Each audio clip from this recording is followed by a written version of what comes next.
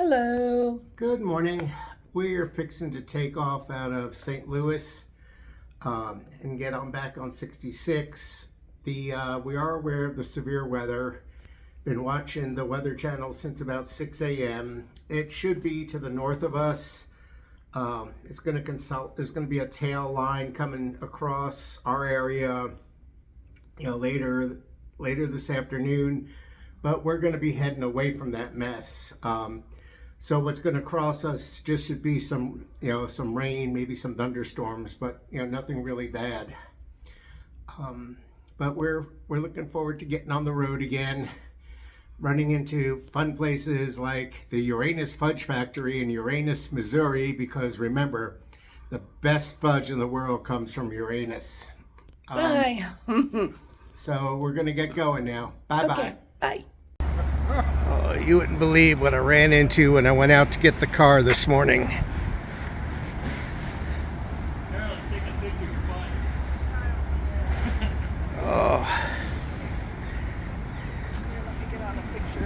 Oh, these are absolutely beautiful. It's kind of one of those mornings. I've seen this stuff on Pawn Stars. Never thought I'd walk out of a hotel and see them. It's a good omen for traveling today. We are in the town of Pacific, Missouri on Route 66, and they are sitting there, putting out the new signs and being an active part of the centennial celebration. I will say that I have seen more new 66 signs, and here what we've seen so far are like the blue ones that say 66 bypass here in Missouri. So it has gotten marked better than I remember it, probably for the centennial. But you're just driving through these little towns, on the old Mother Road, and it's where they've blasted through the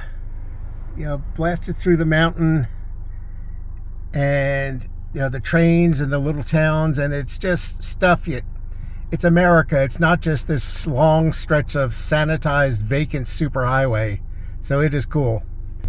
This is what the Route 66 markers look like in Missouri.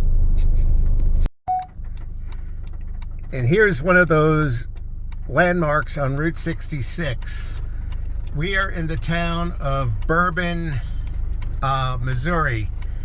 And there are jokes about what is actually in that water tower if you talk to other 66 travelers, but yes, there's an actual town called Bourbon, Missouri. Cuba is known for its murals, pretty much over 90% of the buildings. And they've even put out a Cuba, Missouri 66. That's new since I was here last time. And this place right here to our right, the Missouri Hick Barbecue place, has got amazing food. It's only 10:30 in the morning. It's a little bit too early for us to stop and get the sign. And but you can't miss it. It's 7 days a week. It's like the #1 place. The Wagon Wheel Motel is a landmark on Route 66. It's an open motel, and here's the office here by the old gas station.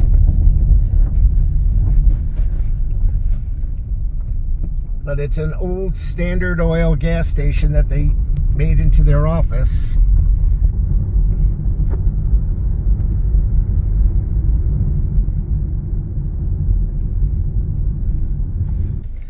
And you can see some of the murals there, and there's one to our right on the side of that building, and these are just a few of the murals that you can actually see on 66 if you head up some of the side roads. You can see a lot more, and there we go.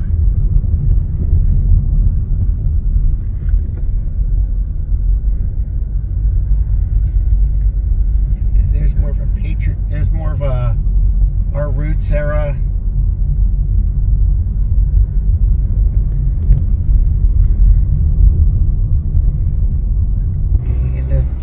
Missouri, almost like a postcard. Route 66 Mural City. And the hardware store over there. I said there are just a lot of them. If you do like 20 miles an hour, you'll still be flipping back and forth to try to catch all of them on film. And another 66 roadside attraction, the Route 66 world famous rocker. It's either the biggest rocker or the second biggest rocker, but that is an actual rocking chair that will rock, but for safety reasons, of course, they have to prevent it from actually rocking so people don't get hurt. We are at the Devil's Elbow on Route 66 in Pulaski County, Missouri. This was the primary road and bridge through this stretch of 66, and you'll see why it was called the Devil's Elbow here in a little bit as we drive up it. It stayed the main route on 66 until World War II, when there was a need to bring bigger trucks with more munitions to an army base. So a massive project was done called Hooker's Cut, which was, they blasted out, over 100,000 tons of rock and hauled it away to make a road to bypass the Devil's Elbow and make a route trucks could actually go on effectively to the military base. So we'll see that in a few minutes.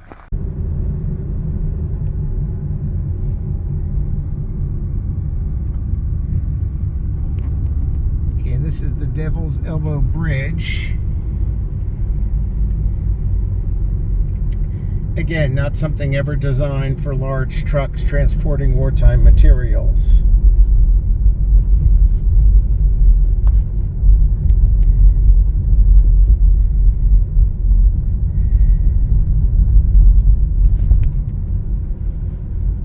Sort of very, very narrow, very unforgiving. So this is Hooker's Cut. This was, you can see how high up it goes. This was all blasted and cleared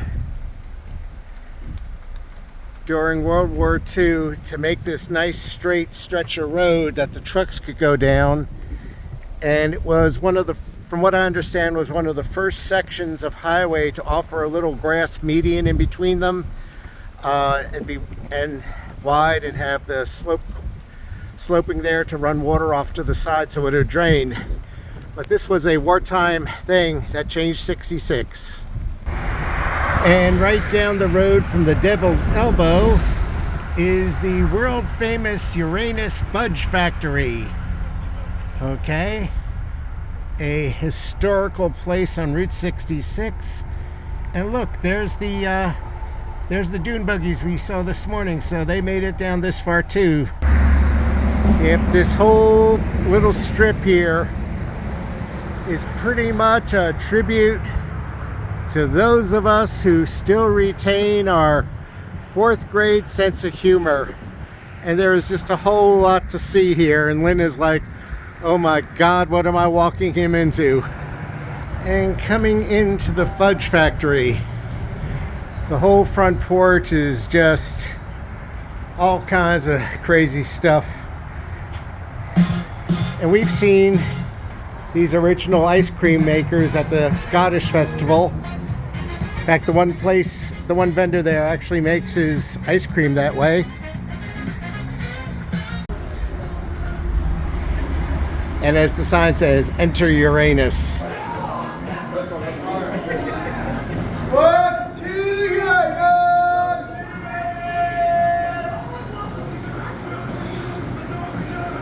You just gotta love this place. But one of my favorite signs, which just fits the theme here so well. And there's lots else to see here too. Museum today. See some weird and freaky things in Uranus. Would you like to see Oh, yes. the museum? Yes. How much for a ticket? Okay, for each adult, over 13 and over, $639 after tax. So for the two of you, it'd be $12.78. Are you? Nice little top. Here we go, and this is the Uranus Museum. This is the entrance to it. And it's like I keep telling you, back in my day, you used to have to pay money to see a girl with tattoos. Now, just need to go to the bar. Okay, the Uranus Museum is straight out of the early days of sideshows. The weird exhibits of Mostly fake stuff. the dog-faced man or the ape woman and all the stuff in jars. The 5-legged frog and the 3-legged chicken. Pig with 2 heads. Baby goats that are enjoined and how, I'm not sure. Yep. The 2-headed bull shark. Enjoined turtle. Yeah, well, I'm not gonna show you the whole museum. Then you won't want to come here and have your curiosity whetted by my videos and see the rest. Just some more things along the Uranus complex. There is a little place where you can get like hot dogs and stuff, drinks, but it is closed on Mondays and Tuesdays. So we're gonna go look for some lunch. But we have taken you to Uranus and gone deep inside and explored its wonders. Have sympathy for Lynn. She is going to be trapped with me in the car listening to these terrible jokes all day because she took me to Uranus. And remember, ladies and gentlemen, what they say. The best fudge comes from Uranus. Let's see if our luck is going to hold. To the Route 66 diner. Let's see if we're going to have another winner here. I'm hoping so. Okay, we have hit the jackpot again. The Route 66 diner by where the Uranus Fudge Factory is, by the Pulaski Route 66 Visitor Center, is definitely a 2 thumbs up from Glenn and Lynn. Okay, we just had a wonderful lunch. Carla was our waitress. She is incredible. And this gets the official 2 thumbs up from Glenn and Lynn on Route 66. Make sure you stop here. It's worth Absolutely. That's it. Yep, getting our kicks on 66. We'll be back later. It's a beautiful location in Missouri. This is Waynesville, Missouri. And we are on the banks of Robidoux Springs, which was a location on the Trail of Tears. If you are familiar with the history of the Trail of Tears, it's heartbreaking, but this is an actual spot on the trail where people had to camp and try to make do. And there's some information things, and there's a little 1-mile trail that you can walk. It's a very sad page of history, and I'm glad it's here to remind people.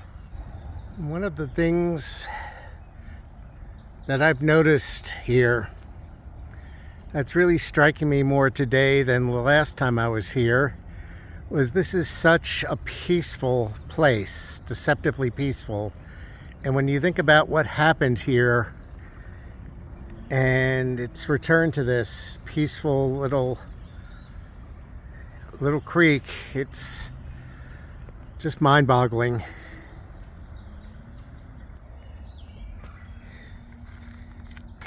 There are 3 information placards right here. So December would have been really cold, as Lynn just pointed out. 350 Cherokee were here camping. And here's what was the Army person's journal entry.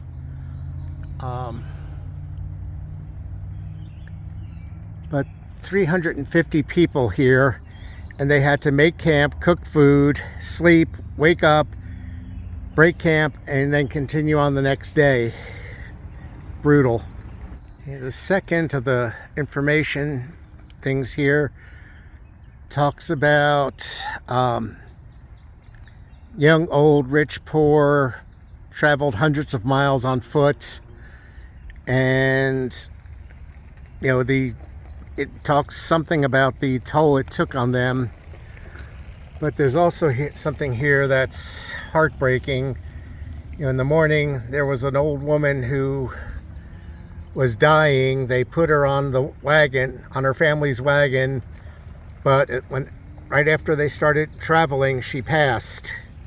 And that's just heartbreaking. And of course they wouldn't stop and do anything proper for her. They just kept going. And the third placard is more general information on what is the Trail of Tears and what it encompassed and where all the tribes came from and where it went. And where we are now is on the northernmost path for the Trail of Tears, in which passes through Waynesville, Missouri. Again, you look around here, you hear the birds. It's so serene, it just doesn't even hint at what happened here. And if they were to survive the trip, diseases such as typhoid, tuberculosis, smallpox, measles would spread quickly through their population. Diseases they caught from the white man. And if you're wanting to see the Trail of Tears site and you're if you're in Waynesville, Missouri, this is the sign that you look for. And you turn on this dirt road. It's about a half mile down on the right, but this will be where you turn, right before the bridge. Hello. Hey. So we have had an exciting day dodging storms going across Missouri, but we made it to Springfield to the hotel. No problem there, but it's like downpour. You can't see what you're doing. You can't see where you're going. That lasts about 3 minutes. Then it peters out. Then it stops. Then 5 minutes later, there's another downpour, and it was like that across most of Missouri today. With all that going on, we did wind up missing the Marmac Caves, but we'll see those on the way back. But we did make it to the Uranus Fudge Factory, which was fun, and Lynn's been hearing my sense of humor ever since. The only sad thing was that we found out that a barbecue place I really, really, really loved and discovered last time I was here, Sweetwater in St. Roberts, that's closed up. It's now a cannabis dispensary.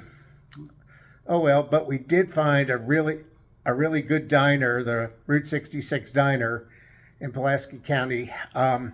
So that was a consolidate, whatever it is. Consolation. Thank you. I'm tired. So gonna get a good night's sleep, and we kind of came in early this afternoon, just because the storms are still out there, and the chains are going to be coming around through, Oklahoma and this part of Missouri. So we dodged the worst of them today. But